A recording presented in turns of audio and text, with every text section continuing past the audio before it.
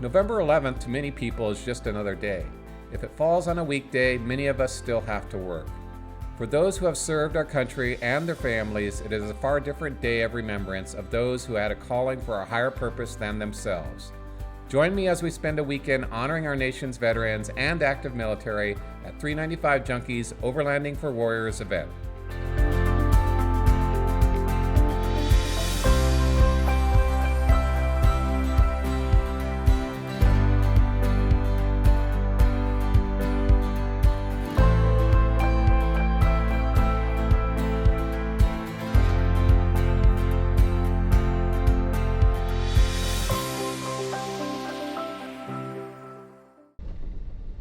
All right, I am on my way to Daniel and Fish's 395 Junkie Overlanding for Warriors event. I'm going to stop in Lone Pine, get some gas, and I think that's all I need for now. So yeah, should be cool. Last year was a great event. The one we had down in Mojave Desert was a great event. So looking forward to it. So should be seeing me roll up there next.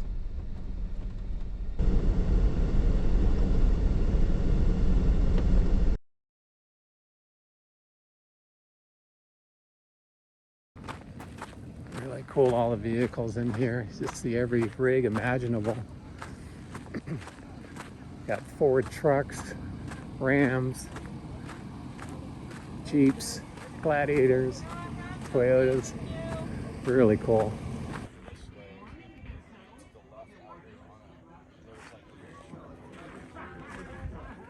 I'll show you guys. All right, welcome. We finally made it. And let me tell you, it's been a lot of organization, and I'm not a very organized guy, I'll tell you that right now. But yeah, but now that we're here, I couldn't be more happy that the effort and the work that I put in, but more importantly, the funds that you guys all put in to raise over $15,000 for Wounded Warrior Project. That's what this is really about. So. All right, well, Daniel just gave his little introductory speech for the weekend, and man, it's been fun getting here and meeting a whole bunch of people I met last year, and then some new people I've met this year. Golden's gone wheeling, Jeff and Noel, and a bunch of other people.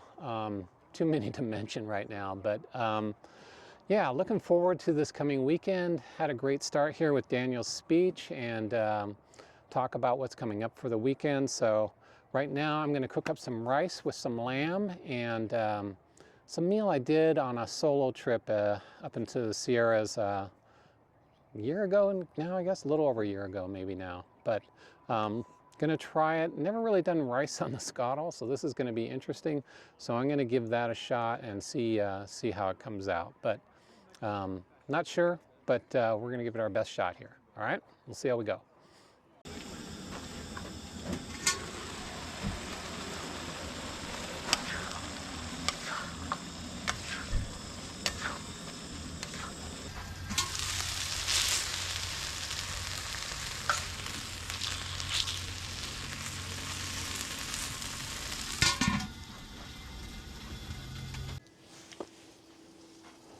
This smells so good, guys. So I cut these down just so they cook faster. And man, they look awesome.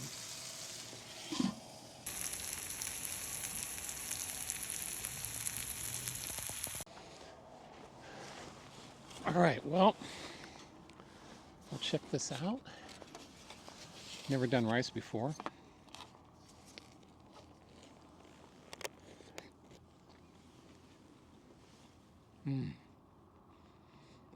Wow. Came out really good, the rice. I'm really surprised.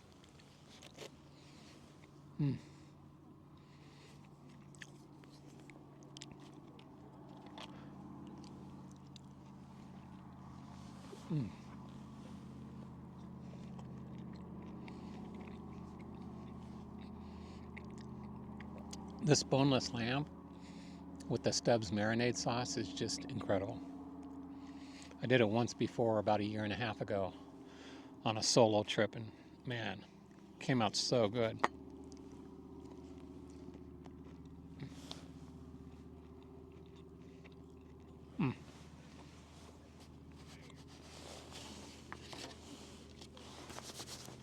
So, gonna finish this dinner and then head over to the fire for the rest of the evening, guys. I'm not sure. I might show a little bit of the video around the fire, but probably not too much else, and we'll see you in the morning.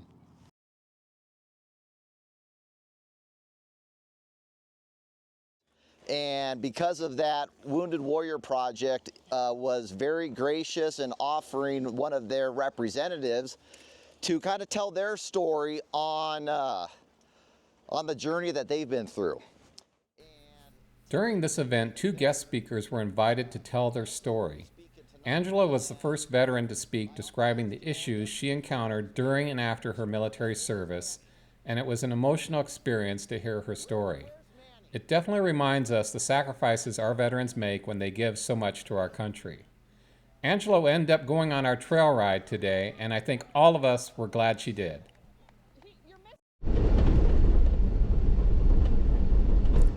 The plan for Saturday was to take a trail ride to Hunter Cabin, located in Death Valley National Park, not too far from the top of South Pass. The day started with a meetup at the Eastern Sierra Visitor Center after several rigs had gassed up in Lone Pine. Robert was our trail guide in his green Gladiator, along with his co-pilot Jeff, and it was about a half-hour ride on pavement to the trailhead where we aired down. All right, pretty excited. We are off on a trail ride into Death Valley today, and so we have Robert leading our group here, and he works in Death Valley, so he knows the area really well. And we got 9 vehicles in this convoy going. We got Broncos, Jeeps, Gladiators, a Sprinter van, I think a Toyota truck. I didn't catch all the vehicles, but pretty cool group of vehicles on this trail ride, and yeah, it should be fun, man. Once we start airing down, I'll video all the vehicles in the convoy here, and should be fun. We're going up to Hunter Cabin in Death Valley, which is a place I've always wanted to see. If you guys know where South Pass is, that drops you into Saline Valley, this is an offshoot of that road, and yeah, it should be a fun day. About 11 o'clock, if you look up at the mountains right here, there is, well, we're kind of directly at dune is where Cerro Gordo's at.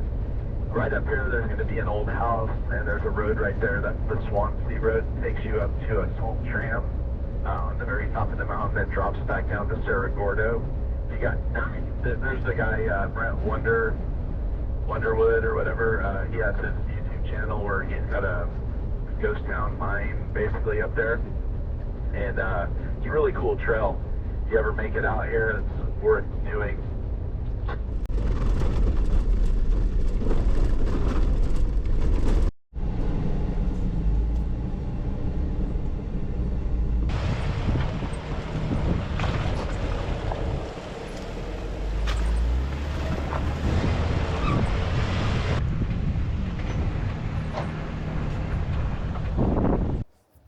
Okay guys, we just arrived at Hunter Cabin, and really cool in here.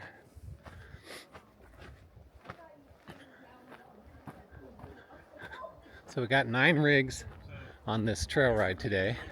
Jerry's Tembo Tusk is there. Really nice Bronco right there. This guy had like horses and stuff that he would raise out here. He would raise horses for the Cerro Gordo mine. Yep. And then there's supposedly out on that main road, there's another cabin out there that somebody just told me about that I've never seen before. So I was hoping once we get back out to the road that we can go tool around and look out there and try to find it. It's funny, Robert. We were here. I can't remember what month it was. It wasn't that long ago. It was. We came over Cerro Gordo, came down the backside into Lee Flat, and then we took Lee Flat, and then we took the left-hand turn up the same road. We passed this road and went around all the way down into Saline and across up to Lippincott. Yep. And then we came around Racetrack Playa, and we were coming down this way to come this road, and there were all these messages at Teakettle's Junction or whatever, saying it's impassable. It's too much. Is that the camera? Oh, yeah, is that the cabin there? Yeah. Okay, Right there. go check That's it cool. out. There's a grandfather clock in there. So this is what's known as Hunter's Cabin.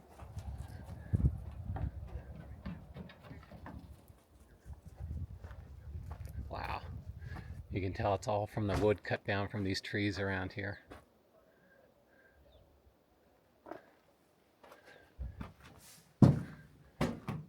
Wow, grandfather clock. Look at these old beams. Wow. Wow.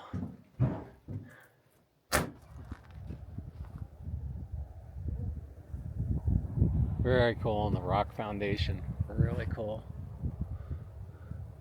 One of the reasons it probably lasted so long. It's a really good rock foundation. Awesome. While at the cabin, we decided to do a little trail cleanup by removing a tree that was blocking the turnaround exit at the cabin. Robert and Jeff took the lead in securing a winch line to the fallen tree and pulling it safely out of the way, making leaving the cabin much easier.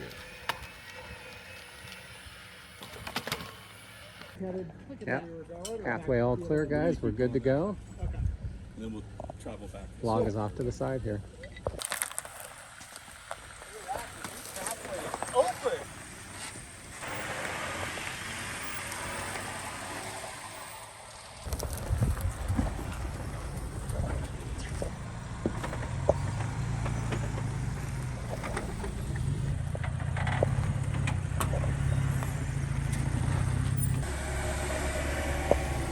Cooper! Hi, buddy! No, I'll be behind you. I'll close the gate. The trail to Hunter Cabin is easy to find and follow on Onyx Off-Road. Simply type in the words Hunter Cabin using the upper right search icon, and the trail comes right up as a spur road off of Hunter Mountain Road.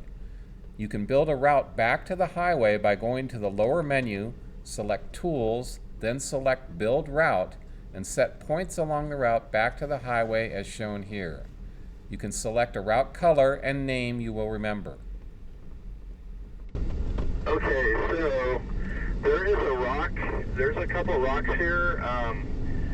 This is where we might need Angie to ride with somebody, maybe. She'll have to look at it and see if she's good with it or not. But there's a little pull out right at it.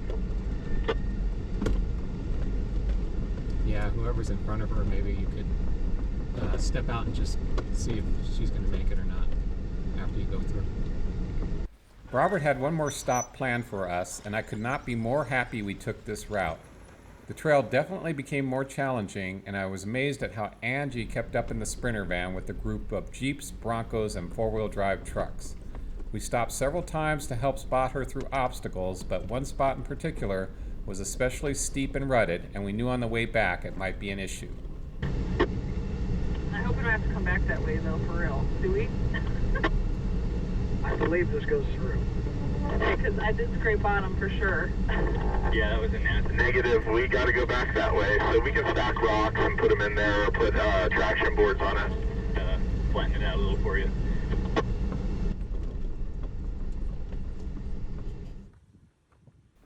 This trail dead ends at what is called Racetrack Overlook.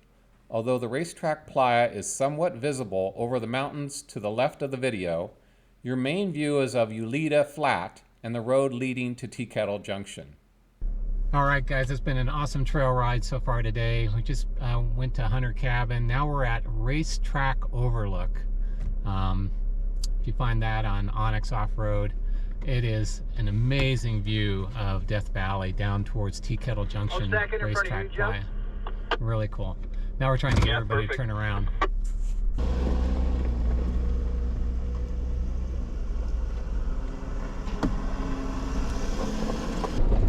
All right, so we're heading back to camp from the Overlook, and I have to say, Angie and the Sprinter van, she's doing so good. I mean, This Sprinter van is amazing what it's able to do. Here it is with all these Jeeps and Broncos, and she's doing great. So really, really awesome to see what those Sprinter vans can do. And I'm sure she's been a little nervous at times, but hopefully with all of us around her to help, you know, gives her some confidence that she can do this. It's just been fun to watch the Sprinter van go through areas you don't see a lot of Sprinter vans going. So, not to say you don't see Sprinter vans in Death Valley, you see them all over the place, but not necessarily on trails like this. So, but really fun to see her out here with us giving it a go. Been pretty awesome. We have one pretty challenge though coming up. She bottomed out in one spot, so we're gonna put out some Max Trax boards and maybe stack rocks if we have to. And we've got some vehicles in front of her that can tow with tow straps, and we'll get her through it. Okay, so should I stay down here until we get it set up, or just go a little bit farther? Yep. You come up as far as you can, we'll see how it goes, and then if you get stuck, I'll back up and pull you out. And Okay. I need to actually link up if we need to as well. Do you think I should be in low?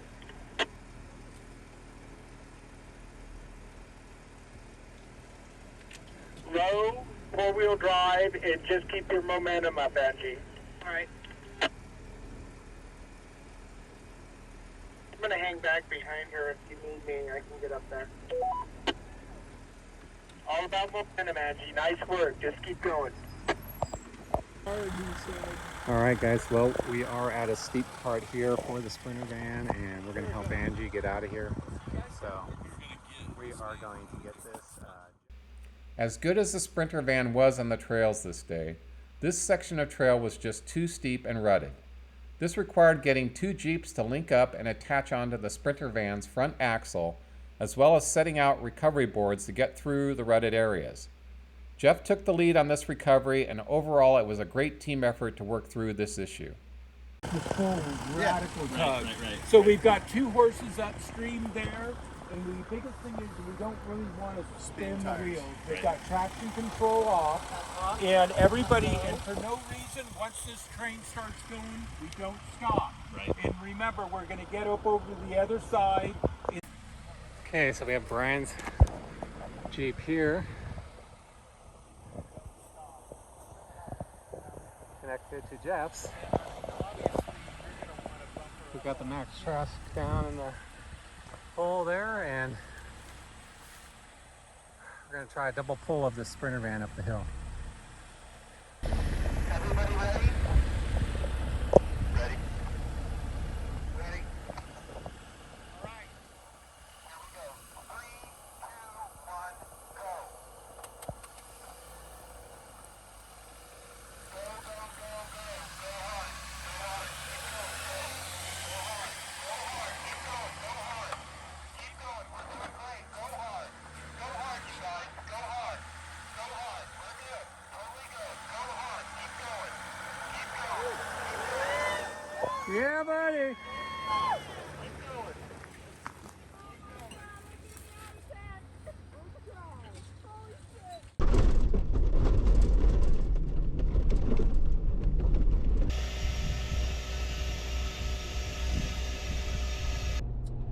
All right, we are back on pavement. The trail ride is basically done at this point. It's 4:30 in the afternoon. We're heading back to camp. There's going to be a potluck dinner tonight, and since we're all coming in late, Melanie and Brian were nice enough to get pizza for the group, our group basically, to put into the potluck, because none of us are going to be cooking at this point. And so yeah, just looking forward to getting back to camp. Had a great day, man. It's such an awesome trail ride. Hunter Cabin is so cool to go visit. It's not a difficult trail to get up there. The Racetrack Overlook is a little more difficult for sure. That one spot where Angie and the Sprinter van got stuck, you need lockers.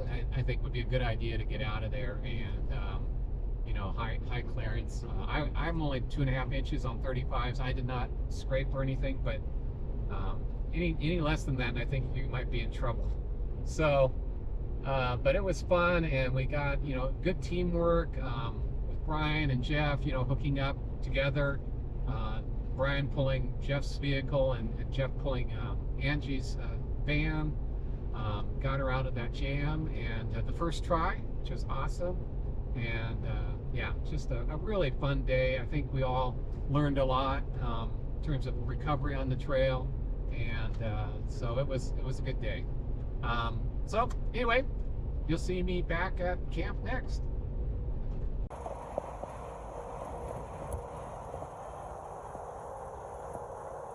This was one of the best day trips I've ever taken, and I was looking forward to day 3 of this event.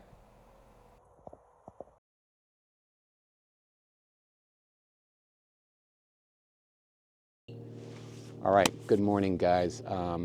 Man, it is, what is it, day 3 of the Overlanding for Warriors event. It's been such a fun event, and man, I just cannot say enough about the people here. Met some old friends, made some new friends, and it's just been a great event. Daniel and Tish do such a good job putting this event on. So I think the plan for today is going to go up to Bishop and do some fly fishing maybe. At least that's the plan right now. But yesterday's trail ride, what an epic trail ride that was. We had 9 vehicles, a great group of Jeeps, Gladiators, Broncos, and Angie's van. And man, that was just a great trail ride. I always wanted to see Hunter Cabin, and to imagine somebody trying to live up that altitude, just beyond me. And then getting out the Racetrack Overlook, what a trail ride that was, just awesome. And to see Angie in that Sprinter van keep up with us like she was a Jeep was just insane. It was just awesome, and you know, we got stuck coming on the way back. That hill is, you know, it's always never as steep on camera as it really is in real life, and it was a steep hill. I put my rear lockers on to get through it, but it had these dips where, you know, it was one right after the other, so the vehicle's rocking. Real easy for a vehicle to get high centered, you know, if it didn't have super high clearance. And so we weren't surprised she got stuck coming back, but we just had great teamwork pulling her out with 2 other Jeeps. It just went first time, no problems, and yeah, we made it back, no issues. So what a great day that was. And lastly, I just want to do a quick review. I know you guys, you know, it's the only reason I'm doing so many in this video is because Black Friday's coming up, holiday season's coming up. Thought you guys might be interested in some products like the diesel heater, the battery, and now I want to talk a little bit about this vest, which is this Kemimoto vest. And this thing, you know, I always thought vests were kind of gimmicky, to be honest, heated vest. And but this one has blown me away, and I think they've probably just gotten better and better. This, you know, has a button here. You can turn it on and off, and it goes from green is low setting, red is high, and right now I have it on medium. So on medium, I tested it out when I was in the Alabama hills. It went for 4 hours, which I thought if it went an hour, I'd be happy. And it has, you know, it heats you down here in your lower back. Best of all, there's a neck warmer. If you put your neck back, you have this warm spot on your neck. And then super best of all are these hand warmers, which you can put your hands around and keep your hands warm in your pocket. Just awesome. And man, if you put even a little bit larger battery in, you probably even get more time, you know, out of the jacket. So this vest by Kemimoto, there'll be links for all the products down below. So if you recall, there's a diesel heater that I just really love. And then by HCalory, the Allpowers battery and solar panel, and then this Kemimoto vest has been really, really awesome. And that's it. So appreciate you guys watching, and I will let you know what I'm doing next. Stay tuned. All right, so everybody, I'm here with Jerry from Tembo Tusk. And Jerry, I understand you have a couple of new products. You want to talk us through that? We do. A couple of little things. We've got a new spatula that we've designed to work with the scuttle, so it's like the same angle as the scuttle is, and stainless steel, and we 3D print the handles. And then we've got a chopper.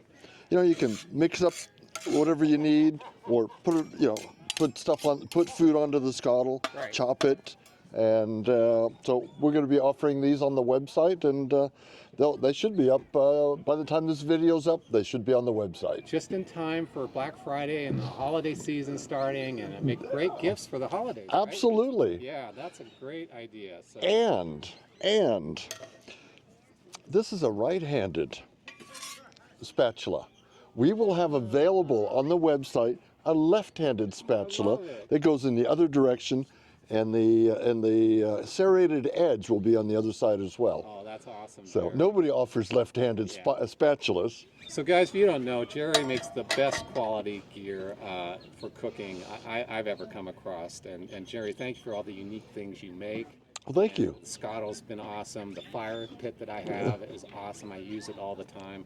So it's just second to none quality, and it looks like we got some really cool items coming up for the holiday season, guys. So thanks, Jerry. Really appreciate it. All right, thank you. All right, guys. So while talking to Jerry, this guy walks by, Jordan, and Jordan has something I just spotted on his hip here that is pretty dang unique. I have never seen anything quite like that. I might have to get me one, but where do I have to go to get this, Jordan? I got this in Mexico. Okay. So you're gonna have to go pretty far. Yeah. Well, maybe you bring me one next year. I will. That's really cool, Jordan. Thank a you. holder like that. That is awesome, dude. All right, thanks, Jordan. Thank you. I know what I'm doing. I don't know what I'm doing. He thinks I know what I'm doing. So we're recording, and Manny, great to see you again, buddy. Good to see you, Mike. Yeah. Thank you So so much. Manny and I met last year at this Overlanding for Warriors event. We stayed in touch ever since through Instagram and trying to do a trail ride someday, and it'll happen. It's just a matter of timing for both of us. We both work still, unfortunately. But Manny, you're just such a great guy, and he gave a really inspirational speech last night, guys, and I'll leave that link down below with Daniel. I don't want to take away from what Daniel filmed and recorded, but Manny, I just want to talk to you for a little bit about your story, and let's start, I guess, with what's obvious, the injury. Yeah. But thank you, Mike, for the opportunity and for allowing me to just share my story. I think so. For me, November 2nd of 2005 is when I got injured, and for me, I always reflect on the last 19 years of my life, and with this, I've learned we all have a story. Yeah. You have a story. The folks that watch you each week or so, they have their own story. Yeah. We've all overcame things in our life that do make us stronger, and we learn from those lessons, but we also learn to appreciate the support and our friends, that our community that we have around each other, to include our family, to bring us back up onto our feet. So for me, about 2 weeks out of high school, decided to join the Navy. The interest in the Navy for me was the travel. I wanted to travel. I wanted to see the world. Growing up in San Fernando, we didn't travel much. We never camped. Camping was never, on the radar. It was just, the usual, going to school, playing baseball, and that was it. Yeah. So for me, once the idea of traveling, getting money for college, I really wanted to go to college. That was like my number one goal out of high school was I want to go to college. Right. But I don't want to, worry about paying for it. Yeah. So therefore, joined the Navy and went to boot camp and all that. And then for me, I went undesignated, which meant I went in entry position, if you will. At a minimum, I chose aviation just because I was interested in airplanes and aircraft. So then I went to Pensacola, Florida for my A school, spent a couple months there, and then my duty station ended up being in Yokosuka, Japan, on board the USS Kitty Hawk. Okay. And for me, I was, excited in the sense that I was a new country. I was going to be able to travel on board the ship. Right. But I was also homesick. And once you show up, you see this just enormous ship. Right. And at that point, I'm like, wow, that's powerful. Right. And it made me feel like, what we do in the military is bigger than ourselves. Right. And so once on the ship, my job on the ship was I was a blue shirt, which basically on the flight deck, like in the movie Top Gun, you see the different colored shirts or jerseys, what they're called, and everyone has a different job. The purple do all the fuel, red is ordnance, and then for me I was blue. So for me, entry job role in the Navy with the blue shirt was the chalking and chain is what the simple terms of securing the aircraft once they would land and getting them ready for the next day for flight ops. So we're moving the jet, we're moving an F-18 onto the elevator for maintenance, and I come underneath the jet, and the second I went to step back out with my trainee, I had a trainee on that deployment. Next thing you know, I feel someone holding my ankle, and I remove my goggles. I look over my right shoulder, and all I can see is the right wheel of the plane, the back wheel, pinned up against the back of my right heel. Oh. And I was just in shock. And next thing you know, the jet starts moving forward, and at that point I fell forward onto my hands, and that's when the jet slowly starts to just creep up, through the back of my legs. Oh man. And at that moment, like, your body goes into shock. It's pretty powerful and incredible what our bodies can do to protect us. That my body went into shock. My left foot hurt a lot, and all I could do at that point was just pray. I'm praying to God. I'm praying to my mom, my family. Like, I don't want to die. Yeah. So eventually the plane ends up stopping right behind the back of my knee, and then at that point the medics were there within like 20 30 seconds. I mean, they were there. They're always on the flight deck, so they were there immediately. Yeah.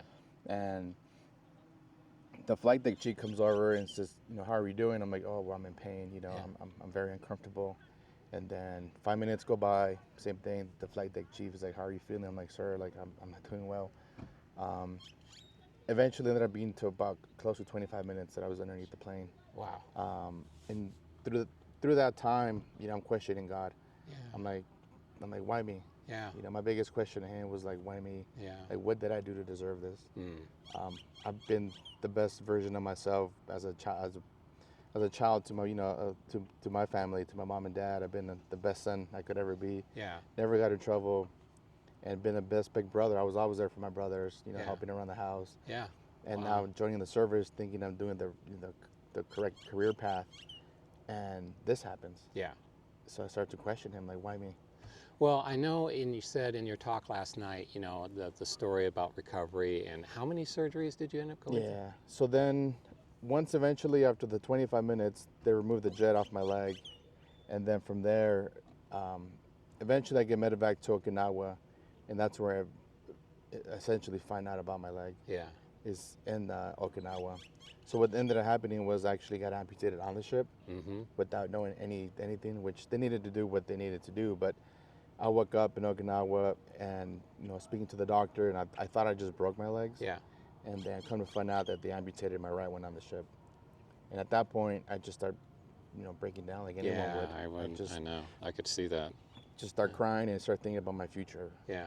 I had never seen an amputee, so I didn't know, the quality of life, the limitations. Yep. For me at that age, Had to be shocking at that age. At that age, being 19, I'm like, okay, well, what am I going to do for the rest of my life? Yeah. To provide for myself. Yeah. So then eventually my leg was open from November till about February. And in between then, I went through surgery pretty much every other day. Wow. I had about 30, 40 surgeries in between. Crazy. And eventually I caught an infection at some point in the hospital, so they had to cut a bit more of the bone. And then eventually a big surgery came where they ended up removing my left lat muscle and then skin grafts from both of my thighs, just basically to patch me up. And Patch you up. I was very fortunate that they kept me below the knee, just because having your knee it's just completely, it's like gold. Where Allows you more mobile. Allows right? me to be more mobile and gives me that function and mobility to be able to walk. Yeah. Man, what a story. So let me ask you, the overlanding thing. How did you get into overlanding? So, like I mentioned earlier, I didn't grow up camping. We just grew up going to school and baseball. Baseball was, our bond between my dad and I, where we would, I would watch him go play on Sunday League, or he would come watch me play at the high school level. But camping was never in the radar. I would say probably one of the first kind of day trips that we did obviously during COVID, and everyone wanted to just get out of the house, was Lone Pine, Alabama Hills. Cool. Which is down the street. That's a great first place to go. And that was my first testament of like, is this something I want to get into? Is it for me or not? Yeah. I think we all struggle like the first times that we go out. Either you don't know how to pack, Or you didn't bring what you thought you needed. Yeah. Yeah, I know. We still did that. Yeah. So for me, like, it was super funny because it was just a day trip. Yeah. But we probably packed like we were there for a week. Right. Right. And then I didn't even think about, you know, big other lights or anything else. So here I am trying to put together the infamous porta potty flip pop-up tents. Yeah. Which I couldn't do it. So then my wife's trying to help me out, and she's not able to do it as well. So eventually I just tied it up with the bungee and just strapped it to the top of the roof rack and we just went home. Yeah. Yeah. So, and then, but from there you still continued. You worked at it. Yeah. So from there I have a buddy, and you know, we started kind of tinkering with the idea of like, hey, let's go on a trip. Yeah. And then we slowly just started going out, and little by little, you know, you start getting that interest. So you know, our phones being the smartphone, those algorithms started to pop up. Yeah. And you know, start pushing you those overlanding videos and stuff on Instagram, etc. And that's how I came across a lot of, like, you know, the people that I started to follow on YouTube, and then later on Instagram. But that's kind of what painted the bigger picture of what the overlanding community platforms are. But most importantly for me, like, I've leveraged social media for was just to meet people like you. Yeah. You know. Yeah. Well, you met Daniel obviously through that platform, and you must have saw him post the overlanding because you're here last year. You saw him post for that. And had you talked to him before that point or anything? No, I was just super excited once I saw Daniel do the first Overlanding for Warriors event in Death Valley, which is at a smaller scale. So kind of from there on, I kept in touch and just more so following his page, just to kind of be up to date with any future events. Yeah. Specifically for the Warriors event. Yeah. And yeah, I'm glad I did. I was able to participate in the second year. Which was here, and then now being here again, a third time, and from it, I mean, I've met just incredible people. Like, I think a lot of us is, you know, one of the reasons why we come out. Yeah, I've met. I mean, that's such a good point because I've met so many. If you guys can make it to these events, it is amazing. The people here are incredible. I've met so many good people, and yeah, so that's really cool. You discovered Daniel that way through overlanding, and I assume it's helped you kind of heal in the process. Yeah, that's a good segue into what I, you know, in regards to, we all, in my opinion, like, I know we do enjoy the solo trips. You know, you can just be out on your own. You want the solitude and, you know, be out in nature by yourself. But at the end of the day, at least for me, you know, I think as humans, it's our nature to be a part of a group, a part of a pack. And I feel like these sort of events or just this sort of community bonding does a lot. Yeah. You know, it ultimately makes you feel that you're not alone. Yeah. You know, I tell people, like, my accident, you know, my injury is very obvious. You know, you see me walking around, but at the same time, like, you don't know what other people struggle with. Sure. You know, those things that we can't physically see. Yep. But ultimately, like, if you're at an event, you just kindly invite someone over for coffee or offer, you know, breakfast or lunch. Right. Yeah. It just kind of gives them that hope. Like, you know what? Like, there's kind of people in this world, and I'm not alone. Yeah. Yeah. So Manny, thank you, sir. I mean, saying thank you for your service, I don't think is nearly enough for you. But dude, you're just an awesome guy. I cannot wait to go camping with you sometime. Yeah. And we'll do that someday, guys. But again, you know, we stay in touch on Instagram, and when the time's right, we'll make it work where I'm coming south or you're coming north and our schedules match up. Yeah. But again, thank you, Manny, and guys, thank you for watching. And again, if you can contribute to things like Overlanding for Warriors, I think it's a great opportunity to help veterans. And so again, all right, Manny, thank you. Appreciate it. Thank you, Mike. All righty. Appreciate it. The remainder of day 3 consisted of fishing a canal in Bishop with friends Jeff and Robert. Although I had heard there were big trout in this canal, we really did not have time to explore it to any great extent, although we did see several people fishing there. We tried a couple of other spots while we were in the area, but nothing really panned out for us. Back at the camp, the cornhole tournament was in full swing, and it was fun to see how competitive this event has become and gets bigger every year.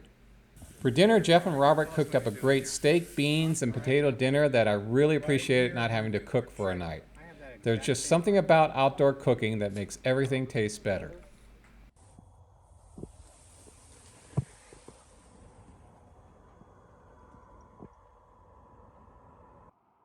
All right, good morning. Boy, it was a bitterly cold morning this morning here, but just a beautiful day. So let's see, it's the last day of our Overlanding for Warriors event, and just an incredible event that Daniel and Tish put on. They hit it out of the park again this year. I want to start off by saying thank you to all our veterans. You know, there's a special place in my heart for veterans because I have two brothers that served in Vietnam. And thank you, you know, also to Manny and Tish who came and gave talks here. Just very incredible experiences that they went through, and inspiring stories of their recoveries. And so, yeah, thank you to Angie and Manny for doing that. Thank you also to Daniel and Tish and your entire family for putting on this event. You hit it out of the ballpark every year. It gets better and better, bigger and bigger. You raised over $15,000 for Overlanding for Warriors, which is incredible. And which, by the way, I will leave a link down below in the description of my video. And if anybody's watching wants to help Overlanding for Warriors, there's going to be a link down below where you can donate. And then, you know, thank you to all the people that came by and said hi to me and who actually watched my channel. That was pretty cool. Very much appreciated, and just met so many old friends and made new friends here this weekend. Just a great time, and I would highly recommend it. You don't need an off-road vehicle to come to this event. Just you can come in, you know, just a regular car with a ground tent and be fine. There's plenty to do here. You can fish the lake, play cornhole, or just hang around a campfire with new people and you know, meet some new friends. So it's just a great event. All right, so we're going to have a raffle prize this morning, and that'll be pretty much it. We'll be wrapping up, and everybody will be heading out. So thank you once again for watching, and like I always say, hope to see you on the trail someday.